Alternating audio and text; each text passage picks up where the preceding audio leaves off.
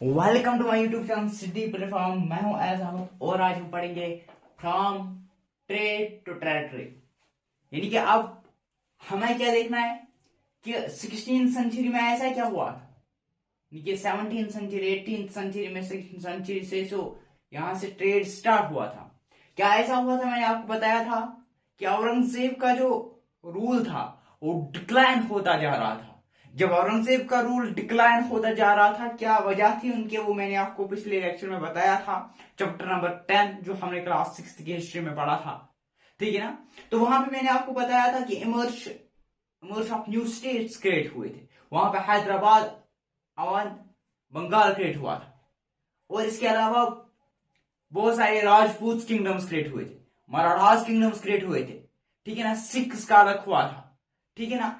तो वो सारा कुछ जो मैंने आपको पिछले वीडियो में बताया था, मैंने आपको बताया था कि कैसा कैसे औरंगजेब का जो रूल था वो डिक्लाइन होता गया चलता गया। उसके बैक की रीजंस भी मैंने आपको बताए थे कि क्या रीजंस थे।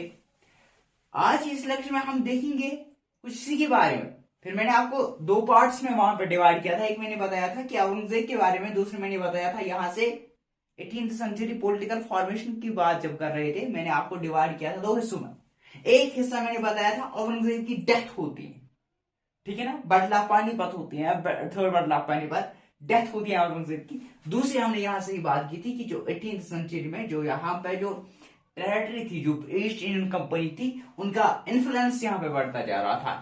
कहां पर? इंडिया।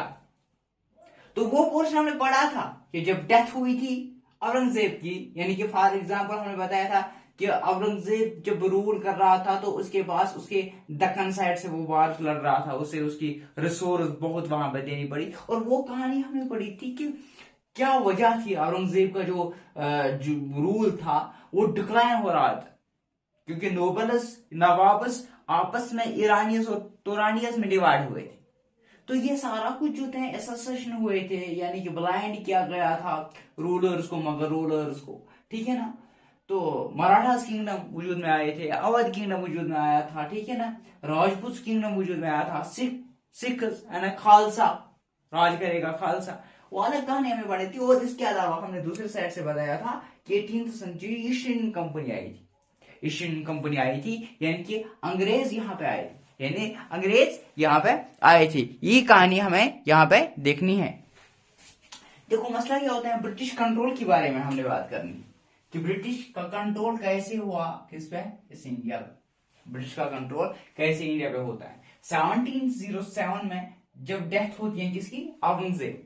1707 में औरंगजेब की डेथ होती है। और जब औरंगजेब की डेथ होती है, यहां तो एक रीजनल किंगडम्स वजूद में आते हैं, जो मैंने आपको बताया था। ठीक है ना? जब 10th की हम बात करेंगे, एक तो रीजनल किंगडम्स आ जाते हैं वजूद में, जैसे मराठास का अलग था, राजपूत का अलग था, सिख्स का अलग था, वो हमने अलग सा पढ़ा था। इसके अलावा राजपूत, ठीक है। इसके अलावा कुछ ऐसी भी थे जैसे हैदराबाद, जैसे बंगाल, जैसे अवध। इसमें तो थोड़ी थोड़ी से इसी मुगल किंगडम का चल रहा था, लेकिन वो इनको नहीं मानते थे, वो अलग बात है। लेकिन कभी थोड़ा थोड़ा कनेक्शन चल रहा था, लेकिन राजपूत में नहीं चल रहा था। मराठास एक अलग से किंगडम थे, अलग से वो लड़ाई लड़ रहे थे, ठीक है ना, वो हमने पढ़ा था। और दूसरे साइड से मैंने आपको बताया था ईस्ट इंडियन कंपनी, यानी ईस्ट इंडियन कंपनी का इन्फ्लुएंस यहाँ पर इंक्रीज हो रहा था। और स्मॉल ट्रेडिंग कंपनी जो थी, जो स्मॉल ट्रेड करने के लिए ट्रेड करने के वास्ते यहाँ से आई थी, और इसने कहां से कंकर किया इंडिया को, और कैसे इसने रूल करना स्टार्ट कर दिया, कैसे इसने रूल करना स्टार्ट कर दिया, किसमें? इंडिया में। इंडिया में कैसे इसने रूल करना स्टार्ट कर दिया था, ये कहानी हमें पढ़नी। ये कहानी हमें आज हम देखेंगे, इतना कुछ हम देखेंगे, इतना कुछ इस लेक्चर में, कि कैसी ये ईस्ट इंडियन कंपनी यहां पे आई और कैसे स्टिल हो गई। स्टिल होने के बहाने कैसे इन्होंने यहां पे रूल करने का सोचा, इतना ही हम कहें। और फिर हम देखेंगे कि कैसे रॉबर्ट क्लू जो है, इसने जब रूल करना स्टार्ट किया, और फिर कैसे इसने अपने अपने जो रूल था, जो इसका किंगडम था, उसे कैसे वो एक्सटेंड कर दिया और कैसे कश्मीर तक जा पहुंचा, तो वो हम आगे लेक्चर्स में पढ़ेंगे। और फिर हम देखेंगे कि कौन कौन से लॉ उन्होंने बनाए, फिर हम इसी चैप्टर में देखेंगे, आगे आगे चैप्टर्स में भी देखेंगे, है ना। कैसे फिर मूवमेंट स्टार्ट होते हैं, वो भी हम क्लास 8th की लेक्चर चैप्टर मतलब क्लास 8th में ही पढ़ेंगे। दैट मीन्स कि हम यहाँ पे देखेंगे कि मॉडर्न पीरियड हम देखेंगे, यानी कि ब्रिटिश पीरियड हम देखेंगे। तो ईस्ट इंडियन कंपनी कम मज फ्रॉम ईस्ट, देखो ईस्ट साइड से ईस्ट इंडियन कंपनी आती है। पहले क्या होता है 1600 की अगर हम बात करेंगे, 1665 मैंने आपको बताया था उस टाइम, तो औरंगजेब का टाइम है, ये यहाँ पे आए थे right to trade in east, यानी कि इनको एक राइट मिल गया था, इनको हक मिल गया था कि ये ट्रेड कर सकते हैं। ट्रेड के बहाने से आए थे ये कि ये लोग यहाँ पे ट्रेड करेंगे। रॉयल कैरेक्टर, इनकी यूरोपियन कंट्री जो है जहां पे यहाँ पे क्वीन एलिजाबेथ फर्स्ट थी, तो उसके द्वारा यहाँ पे क्या की गई थी, एंट्री की गई थी ईस्ट यूरोपियन कंट्रीज को इंडिया में दाखिल होने को का इजाजत दिया गया था, यानी कि वो यहाँ पे ट्रेड कर सकते थे, वो यहाँ पे क्या कर सकते थे, ट्रेड कर सकते थे, ये उनको यहाँ पे इजाजत मिली। अब क्या हुआ, अब यहाँ पे तो एक ही नहीं आएगा, ईस्ट इंडियन कंपनी तो आई, लेकिन यहाँ पे पोर्तुगीज भी आए 1448 में इन्होंने अपना जो है फर्स्ट 1448 पर है, बस आप चेक करना बुक पे शायद रिटर्न है शायद, तो 1448 तो इन्होंने मैप ऑफ इंडिया बनाया था। और डच भी आने लगे थे, इंग्लिश भी आने लगे थे, फ्रेंच भी आने लगे थे। अब रीड टू एलिमिनेट रूल्स, अब देखो अगर यहाँ पे इंग्लिश ने रूल किया, यहाँ पे किसने किया, इंग्लिश ने यहाँ पे रूल किया, किसने किया, इंग्लिश ने यहाँ पे रूल किया। अब ये भी आ रहे हैं, ये भी आ रहे हैं, ये भी आ रहे हैं। अब क्या करना है, इन रिबेल्स को, प्रोटेक्टर्स को, इन डच वालों को, इन फ्रेंच वालों को, इनको क्या करना है, इनको खत्म तो करना है, तभी ये रूल कर पाएंगे। अब रूल की बात करेंगे, रूल की बात छोड़ो, अब ये इंडिया में आ रहे हैं, अपना ट्रेड बढ़ा रहे हैं। अब इनका ट्रेड कब बढ़ेगा, जब यही लोग ट्रेड करेंगे। फॉर एग्जाम्पल अगर मार्केट में किसी चीज की शॉर्टेज है, जैसे हम इकोनॉमिक्स में पढ़ेंगे आगे, गुड्स की शॉर्टेज है, तो प्राइस इंक्रीज होगा डिक्रीज होगा। अब बताओ, जब मार्केट में किसी चीज की शॉर्टेज है, प्राइस इंक्रीज होगा डिक्रीज होगा, प्राइस इंक्रीज होगा। अगर वैल्यू कोई चीज ऐसा है जो हर एक जगह पे दस्तयाब है, हर एक जगह पे मिलता है, हर एक शॉप में मिलता है, तो इसकी जो वैल्यू है वो कम होगा, इसका जो प्राइस होगा वो कम होगा। और ऐसे ही क्या है, इनको खत्म करना है, इनको खत्म करना है, इनको खत्म करना है, इनको खत्म करना है, ये आपस में लड़ेंगे ना। हाउ रिबेल्स एलिमिनेटेड, अब कैसे ये खत्म हो जाएंगे, अब कैसे ये खत्म हो जाएंगे, इनके लिए कुछ सोचना है। कि क्या कर रहे थे, सेंक ईच अदर शिप्स, अभी क्या कर रहे थे, एक दूसरे की शिप्स को डुबा रहे थे, ठीक है ना। एक जगह पे इनकी डच वालों की शिप देखी, इंग्लिश वाले आए यहाँ पे इनकी डुबा दी। अब इंग्लिश वालों की देखी, प्रोटेक्टर्स वाले आए, यहाँ पे आपस में इनको क्या नहीं बन रही थी, और ये एक दूसरे की क्या कर रहे थे, शिप्स को डुबा रहे थे। और इसके अलावा जो है ना, प्रिवेंटेड सप्लाई ऑफ गुड्स, और प्रिवेंट कर रहे थे। अब ये अपने गुड्स को प्रिवेंट कर रहे थे, ये अपने गुड्स को प्रिवेंट कर रहे थे, अपने गुड्स को, एक तो दूसरे शिप्स को नुकसान पहुंचा रहे थे और खुद के बचा भी रहे थे। अब ऐसा नहीं है ना कि यहाँ पे नुकसान करने चले गए, यहाँ पे कोई और आएगा इन पे हमला करेगा, ये भी तो पॉसिबल। अब इनको खुद के गुड्स को बचाने भी है, और इसके अलावा फोर्टिफिकेशन कर रहे थे, इसके अलावा फोर्टिफिकेशन कर रहे थे। यानी कहने का मतलब ये है कि ये जो लोग कर रहे थे, ये इनको अपने खुद को बचाने के लिए और दूसरों को एलिमिनेट करने के लिए ये फोर्टिफिकेशन कर रहे थे, ये प्रिवेंटेड सप्लाई ऑफ गुड्स कर रहे थे, और ईच अदर सिंक जो है, इनका जो शिप होता था वो डुबा रहे थे। अब देखो ईस्ट इंडियन कंपनी जो है ये बंगाल में शिफ्ट कैसे हुई, बंगाल में इन्होंने कैसे शिफ्ट किया, यानी कि कैसे ये वहां पे रहने लगे। 1651 में फर्स्ट इंग्लिश फैक्ट्री यहाँ पे आई हुगली रिवर के इर्द गिर्द, ठीक है ना, हुगली रिवर के पास फैक्ट्री आई, तो आपको पता है कि अगर कहीं पे भी फैक्ट्री लगानी है तो वहां पे फैसिलिटी होनी चाहिए, वहां पे पावर होना चाहिए, वहां पे वाटर होना चाहिए, वहां पे ट्रांसपोर्ट होना चाहिए, वहां पे अवेलेबिलिटी ऑफ रॉ मटेरियल होना चाहिए। और जब ये यहाँ पे आए तो इनको क्या, यहाँ पे जब इंग्लिश आए थे, ये आ रहे थे, तो फिर इन्होंने क्या किया, ट्रेड को एक्सपेंड किया, ट्रेड को एक्सपेंड किया। अभी क्या कर रहे थे, ये वो लैंड देख रहे थे, ये वो लैंड देख रहे थे जहां पे ये कल्टीवेट कर सके, कॉटन को कल्टीवेट कर सकते, वो चीजें कल्टीवेट कर सके जिनका वो वहां पे सेल कर सके। अब दो चीजें थी, एक तो यहाँ पे जो ये चीज लेंगे यानी कि जो बाय करेंगे, ठीक है ना, वो कम दामों में उनको मिले, और जो वहां पे सेल करेंगे वहां पे हायर दामों में वो सेल करें, तभी तो इनका बेनिफिट है। अगर ये यहाँ पे हायर बाय करेंगे हायर ये पैसों में, और वहां पे जो वो सोल्ड करेंगे लो पैसों में, तो उनको घाटा आ जाएगा। लेकिन अब ये क्या कर रहे थे, वो जमीन देख रहे थे, ऐसे जमीन उनको कहां पे मिलेगी, जहां पे ये वो अपने कब्जे में लेंगे, जहां पे वो कल्टीवेट करेंगे, जूट को कल्टीवेट करेंगे, कॉटन को कल्टीवेट करेंगे, ठीक है ना, उस तरीके के जो उनको वहां पे जरूरत पड़ती थी, ठीक है ना। अब क्या होता है, 1696 से जब इन्होंने अपने ट्रेड को एक्सपेंड किया, अब इन्होंने फोर्टिफिकेशन स्टार्ट की, अब इन्होंने इर्द गिर्द फोर्टिफिकेशन स्टार्ट की, अब इसको बांधना इन्होंने स्टार्ट किया, एक कवरेज इन्होंने स्टार्ट किया। अब क्या हुआ, अब ब्राइब्ड मुगल ऑफिसर्स, अब 1698 से एक और जुगाड़ स्टार्ट हुआ, अब इन्होंने घूस देना स्टार्ट कर दिया, रिश्वत देनी स्टार्ट कर दी, किनको, इन मुगल ऑफिसर्स को, और 3 विलेजेस अपने अंडर किए, और जिसमें एक कलकत्ता यानी कोलकाता या कोलकाता या कोलकाता आप बोल सकते हैं, कलकत्ता अपने अंडर लिया। 3 विलेज कहां से, मुगल ऑफिशियल से बाय ब्राइड, यानी कि इन्होंने घूस देके, रिश्वत देके अपने अंडर कब्जे में लिया।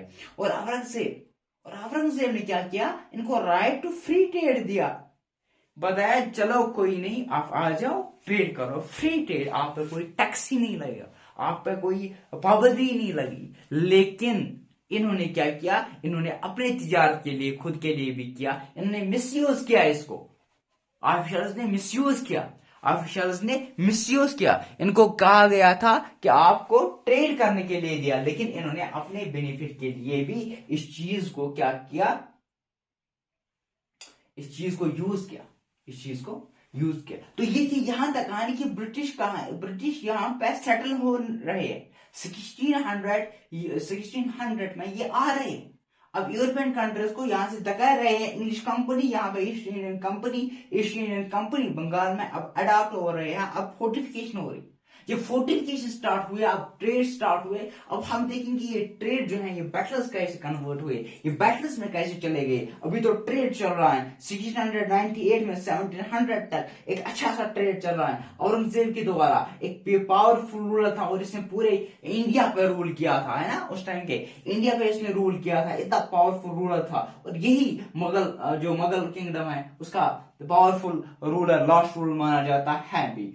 और फिर जब ये खत्म होता है, यहाँ से औरंगजेब की जब डेथ होने वाली थी, डेथ हो रही है, और यहाँ पे जो ट्रेड है ये बैटल्स में कैसे कन्वर्ट हो रहा है, अब देखेंगे। देखो यहाँ पे क्या होता है, रिफ्यूज कंपनी कंसेशन, और इसके अलावा demanded high tributes, drain right to mint coins. अब क्या होता है, औरंगजेब तो चला गया, औरंगजेब जो है उसकी डेथ हुई, ठीक है ना। उसके अलावा फिर क्या आया, ठीक है ना, फिर कुल्ली आया,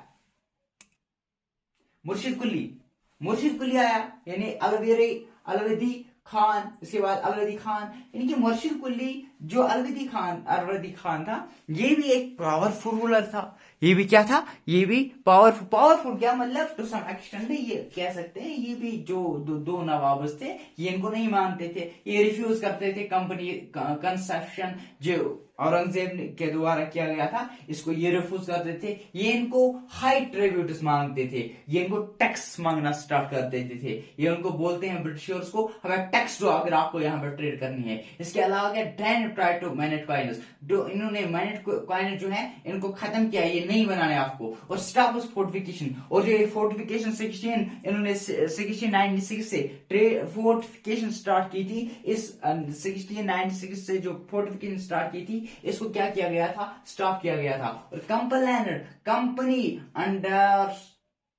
underestimate the authority of the nawabs, और ये कंप्लेन कर रहे थे कि ये नवाब्स के द्वारा जो लॉ है, नवाब्स के द्वारा जो कानून है, इनको नहीं मान रहे हैं। ये थी जो नवाब्स कह रहे थे, ये थी जो नोबल्स कह रहे थे। अब इसके अपोजिट में अगर हम देखेंगे, इसके अपोजिट में कंपनी क्या कह रही थी, और कंपनी क्या कह रही थी, कंपनी बोल रही थी कि अनजस्ट डिमांड्स ऑफ ऑफिशियल, ये अनजस्ट हमें कर रहे हैं, ये जस्ट नहीं है, ये जस्ट नहीं है, ये अनजस्ट है, ये अनजस्ट हैं जो ये बोल रहे हैं। इसके अलावा ट्रेड फ्लोरिश, अगर हमें ट्रेड को फ्लोरिश करना है, अगर हमें ट्रेड को बढ़ाना है, अगर हमें ट्रेड को इंडिया तक पहुंचाना है, तो इसके लिए फ्री ट्रेड होना चाहिए, और फ्री ट्रेड के बगैर ये चीजें पॉसिबल नहीं है, ये चीजें पॉसिबल नहीं है। इन लॉर्ड सेटलमेंट बाय विलेजेस, अगर हमें ट्रेड को बढ़ाना है, हमें क्या ज्यादा से ज्यादा जो है विलेजेस को अपने अंडर करना है, और रिबुल्ड फोर्ट, हमें फोर्टिफिकेशन करनी है, हमें फोर्टिफिकेशन करनी है। ये थी कंपनी की डिमांड, ये थी ट्रेडर्स की डिमांड। अब जो ऐसा कुछ हो रहा है, अब यहाँ से ट्रेडर्स अब यहाँ से ट्रेडर नहीं, नोबल्स, अब नोबल्स इनके खिलाफ जा रहे हैं, ये फोर्टिफिकेशन को स्टॉप करने को कहते हैं, ये टैक्स को बर्बाद करने वाले हैं। ये क्या बोल रहे हैं, ये बोल रहे हैं कि ये नवाब उसके मान ही नहीं रहे, मुर्शिद कुली और अरवर्दी खान, ठीक है ना। और यहाँ से क्या आ जाता है, उसके बाद सराजुद्दौला आ जाता है। अब देखो सराजुद्दौला बटला पलासी कैसे हो गया। अब बटला पलासी के बाद जब बटला बक्सर स्टार्ट हो जाता है, जब बटला बक्सर 1769 में जो बटला बक्सर यहाँ पे हो जाता है, और यहीं से ब्रिटिश का जो इनका तो रॉबर्ट क्लवर्ट जो था, ये पहला क्या बन रहा था, पहला गवर्नर की यहाँ पे रूल कर रहा था। इसने रूल स्टार्ट किया है बंगाल से। तो क्या होता है यहाँ पे मुर्शिद कुली, इसके बाद जब औरंगजेब खत्म हुआ, मुर्शिद कुली, इसके बाद अलवर्दी खान 1756 में इसकी डेथ होती है। और इसके बाद जाता है सराजुद्दौला जो था ये कंपनी पे अटैक करता है। किस कंपनी पे? कासिम बाजार फैक्ट्री। क्यों ऐसा क्यों होता है? क्योंकि इनको यही बोल रहा है कि आप मेरा मानो, आप फोर्टिफिकेशन को खत्म करो, आप जो इसने ट्रेड्स को कंप्लीटली बैन की, मतलब बैन क्या, इनसे कोई नाता ही नहीं है। इन्होंने अपने आर्मी को बढ़ाया 30,000 तक, ठीक है ना, और इस आर्मी को बढ़ाया, और इसने क्या किया, बहुत सारी चीजें की है, जो मतलब इसने बैन किए हैं इस शिप्स को जो आ रहे थे, जो ट्रेड कर रहे थे ईस्ट इंडियन कंपनी, इन शिप्स को इसने क्या किया, इसको बैन किया, इन शिप्स को बैन किया, रोक लगा दी यहाँ आने से। और ब्रिटिशर्स को यही बात पसंद नहीं आई। और ये जो था जलाली था, इन्होंने रेबेलर्स जो इनके रेबेलर्स थे, इनके दुश्मन थे सराजुद्दौला के, उन्हीं को सपोर्ट किया कि इन्होंने ईस्ट इंडियन कंपनी को, और इसको गुस्सा आया, और ये फिर कासिम बाजार फैक्ट्री जो है इस पे अटैक करता है। और कहा भी जाता है यहाँ से बटला पलासी तो स्टार्ट होता है, लेकिन बात यह है दरअसल इसकी हार की वजह थी मीर जाफर इसके हार की वजह माना जाता है, क्योंकि मीर जाफर नवाब ऑफ बंगाल उसको बनाया जा रहा है। देखो मीर जाफर जो था ये लड़ रहा था जब सराजुद्दौला का टाइम था। एक तो ये बात थी, इसने लड़ाई नहीं लड़ी थी तब तक जब बटला पलासी हुई थी, और दूसरी बात इन्होंने यहां से रिश्वत ली थी ईस्ट इंडियन कंपनी से जो इसने रिश्वत दी थी। और इसके यहां पे क्या हुआ था, इसको बताया गया था कि आप नवाब ऑफ बंगाल बनोगे, इनके आपको नवाब बत मिलेगी। और ईस्ट इंडियन कंपनी यहां से जीत जाती है, तो यहां से बटला पलासी हो जाती है 1757। और जब यहां से मुर्शिद कुली अरवल्दी खान, सराजुद्दौला, कासिम बाजार फैक्ट्री पे जब अटैक किया जाता है और जब बटला प्लासी हो जाता है तो कंपनी जो है यहां से विन कर जाती है, यहां से जीत जाती है। अब जब कंपनी जीत जाती है यहां से आ जाता है मीर जाफर। मीर जाफर 1765 में इसकी डेथ हो जाती है और इसको नवाब ऑफ बंगाल बनाया जाता है। अब जब नवाब ऑफ बंगाल क्या होता है, ये भी उस तरीके से काम नहीं करता है जिस तरीके से कंपनी बोल रही है। एक्चुअली में कंपनी ये चाहता ही थे अभी तक कि हमें एक ऐसा पुपेट मिले, एक ऐसा बंदा मिले जो हम बोले वही करे, जो हम बोले वही करे। और ये भी ऐसा नहीं था, ये भी कंपनी इनका नहीं मारा था, इसलिए उनको थ्रोन किया गया, इनको बाहर निकाल दिया गया। फिर आ जाए यहाँ पे मीर कासिम। मीर कासिम जो था इसके यहाँ पे लाया गया। अब उनको लगा था कि ये पुपेट बनेगा, लेकिन ये भी पुपेट मारने के लिए तैयार नहीं था। इसने क्या किया, शिफ्टेड कैपिटल फ्रॉम मरसाबाद टू मंगलियार। तो इन्होंने मंगलियार जो है वहां पे अपना कैपिटल शिफ्ट किया। इसके अलावा स्टेब्लिश कैनॉन फैक्ट्री इन्होंने स्टेब्लिश किया, जहां पे गन्स बॉम्बर्स वहां यहाँ पे बनाए जाते थे। ये दो काम मीर कासिम ने किया। और लेकिन इसके अलावा जो फिर ड्रनस्टेक शल्टरेट, यहाँ पे क्या हुआ, मीर कासिम को थ्रोन किया गया, मीर कासिम को भी जो है ना निकाला गया। और यहाँ पे मीर कासिम प्लस जो शाह आलम जो रणस्टेक, जो मीर कासिम था, ये भागता गया। जब उसको यहां से निकाला गया ये सराजुद्दौला के पास चला गया और सराजुद्दौला के पास ऑलरेडी शाह आलम सेकंड था। अभी 3 लोग बन गए, मीर कासिम और दूसरा सराजुद्दौला, तीसरा शाह आलम। अब इन्होंने एक ट्रिपल अलायंस बनाई। अब इन्होंने लड़ाई लड़ी, किसके द्वारा लड़ाई लड़ी, इंग्लिश के द्वारा, ठीक है ना, इंग्लिश और ट्रिपल अलायंस। अब इन्होंने क्या बनाया, ट्रिपल अलायंस। यहां से 3 आ गए, एक आ गया सराजुद्दौला, दूसरा आ गया मीर कासिम, तीसरा आ गया शाह आलम सेकंड। ये 3 आपस में मिलकर अब लड़ाई लड़ रहे हैं, किसके खिलाफ, अंग्रेज के खिलाफ। और ये फिर भी हारे, बैटल ऑफ बक्सर हो गया 1769। अब जब ये फिर भी हारे तो कंपनी में क्या आया, एक कॉन्फिडेंस लेवल आया, नहीं अब हम खुद राज करेंगे। और रॉबर्ट क्लाइव जो है वो गद्दी पे बैठ जाता है, वो राज करना स्टार्ट कर जाता है। और फिर हम देखेंगे कि कैसे इन्होंने बहुत सारे जो स्टेट्स हैं अपने अंडर किया, कैसे उन्होंने सस्टेनेबल अलायंस जो है यहां से स्टार्ट किया। और फिर वो कहानी चलती जा रही है, तो वो हम अगले लेक्चर्स में देखेंगे। यहाँ पे हमने देखा कि कैसे ईस्ट इंडियन कंपनी यहाँ पे ट्रेड होने के नादे से आई थी और कैसे फिर फोर्टिफिकेशन स्टार्ट की और कैसे फिर इन्हीं नवाबों से लड़ने लगी। और फिर लड़ने के बाद फिर देखेंगे बैटल ऑफ प्लासी। आपने देखा कि कैसे इन्होंने बैटल ऑफ प्लासी लड़ी, फिर बैटल ऑफ बक्सर 1769 में लड़ी। तो होप आपको ये लेक्चर पसंद आया होगा, तो अपने फ्रेंड्स के साथ शेयर करें और चैनल को सब्सक्राइब करें। मिलते हैं अगले लेक्चर में।